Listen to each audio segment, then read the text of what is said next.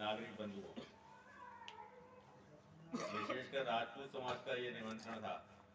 और यह राजपूत समाज के साथ साथ अन्य समाज उपस्थित है, तो सकल हिंदू समाज यहाँ पर है। और मैं राजपूत समाज को भी ऐसा मानता नहीं कि वो राजपूत समाज ही है। हमेशा उसने सकल हिंदू समाज का नायकत्व भी किया है और रक्षा भी की है। संपूर्ण हिंदू समाज की कार्यक्रम रही और हमेशा हिंदू भूमि की, हिंदू धर्म की और हिंदू अस्मिता की रक्षा करने के लिए राजपूतों ने अपनी पूरी वंशवेल भी खत्म करने को दिया। इसलिए प्रणम में है ये जाति। कभी कभी ऐसा लगता है कि ये राजपूत शब्द कहां से आया, तो कुछ लोग कहते हैं कि ये राजपुत्र से राजपूत आया है। मुझे लगता है ऐसा नहीं है कि सभी तो राजपुत्र हो सकते नहीं, जो राजा के पुत्र है वो राजपुत्र ही है। पर महाराज जी, मुझे लगता है ऐसा कि भगवान राम ने भी सबसे पहले एक बात कही थी, सभी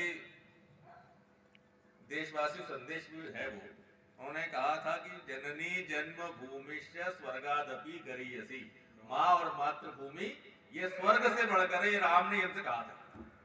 और इसलिए इस भाव को अपने हृदय में जागृत करके राम ने भी अपने आप को राष्ट्रपुत्र कहा।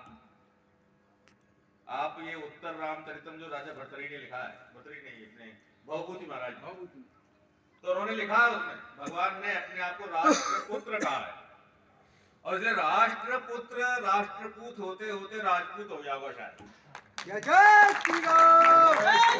हम सब राष्ट्रपुत्र हैं जी, भगवान राम को मानने वाले, उनके अनुगामी हम सब लोग राष्ट्रपुत्र हैं। तो आज इस मकर संक्रांति के शुभ अवसर पर आप सब लोगों को इस संक्रमण पर्व की बहुत बहुत शुभकामनाएं। और आज का जो विषय है वो राम मंदिर के बारे में है, श्री राम जन्मभूमि विजय गाथा।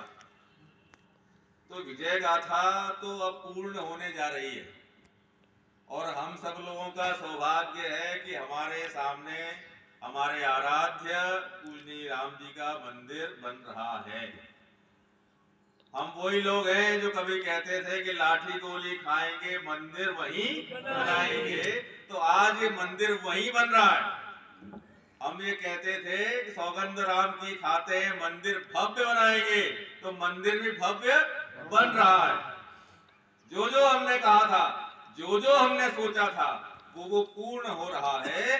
और हमारा विश्वास था, हमारा संकल्प था, संकल्प भी आकार लेता हुआ दिख रहा है। वो संकल्प के आधार पर कई लोगों की प्रतिज्ञाएं भी थी।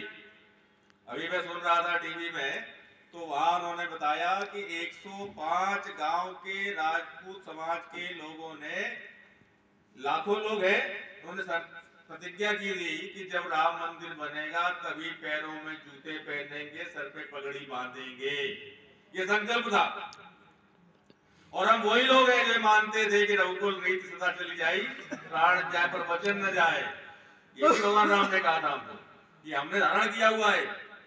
और इसके बाद वो पीढ़ी दर पीढ़ी वो संकल्प की पुनरावृत्ति होती रही, नई पीढ़ी संकल्प लेती रही और 500 साल की प्रतिज्ञा ये पूरी हुई है। ऐसे सैकड़ों लोगों के संकल्प है, लाखों लोग संकल्प है। एक सरस्वती देवी के बारे में पढ़ रहे थे हम, तो उसमें लिखा था कि उस माँ ने 30 साल पहले तय किया था कि जब राम मंदिर बनेगा तभी बोलना शुरू करेगा।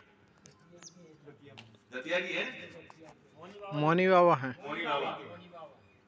तो वो उन्होंने अभी जय श्री राम ये पहला उद्घोष किया है, मंदिर बन रहा है। तो ऐसे न जाने कितने लोगों का संकल्प है जो पूर्ण हो रहा है। अभी लगता है कितनी छोटी सी बात है, मंदिर ही तो बन रहा है, सैकड़ों मंदिर रोज बनते हैं, पर ये मंदिर की विशेष बात क्या है? तो ये सबसे पहले मंदिर महाराजा राम के पुत्र कुश ने उस समय बनवाया और बनवाने के बाद वहां लगातार लोग आते जाते रहे। भगवान राम केवल कुश के पिता थे ऐसा नहीं है, तो जगत पिता थे, तो सारे जगत की आस्था वहां लगातार जुड़ी रही और लोग आते रहे। धीरे धीरे कालांतर में जब ये महाभारत का युद्ध हुआ, तो बृहद्रथ नाम के राजा, अयोध्या के राजा थे, अभिमन्यु के हाथों वो मारे गए महाभारत में। इसके बाद अयोध्या का कोई धनधूरी नहीं रहा। बाद में अयोध्या नगरी भी उजड़ गई। जो गौरव था अयोध्या का वो विलुप्त हो गया।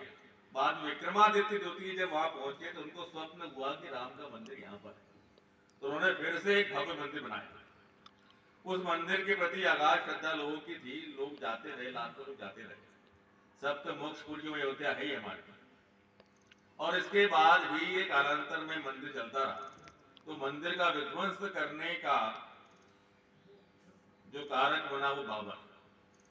और बाबर ने सबसे पहले 1528 ईस्वी में मीर बाकी को भेजकर वो मंदिर तोड़ने के लिए आदेश दिया।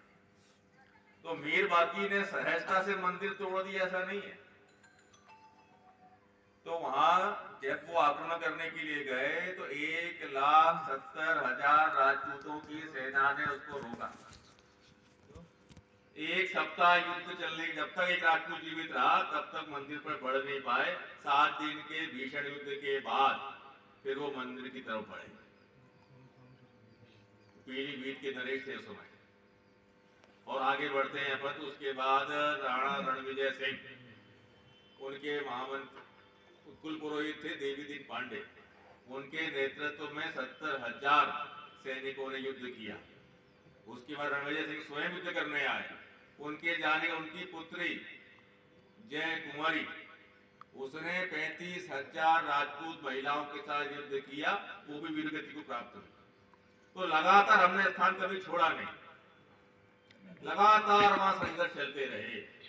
आजादी के पहले तक भी 76 युद्ध हम लड़ चुके थे। लाखों लोग शहीद हो चुके थे।